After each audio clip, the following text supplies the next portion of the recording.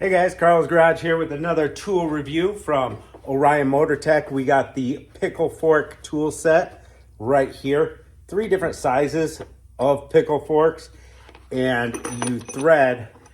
You want a hammer off a tie rod, an outer tie rod, boom, you thread that on. You want to use your air chisel, bam, you got this one. Let's check out this outer tie rod. We're gonna pick out our appropriate size pickle fork, thread it on to the air chisel adapter, and then tighten the jam nut up to it if you want to. Put it on our air chisel. It's just gonna click right in there.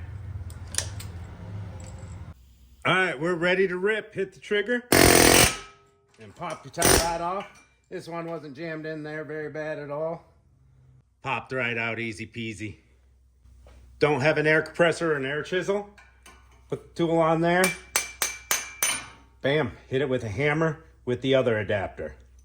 You can just grab and go. Not sure what size your tie rod or ball joint is.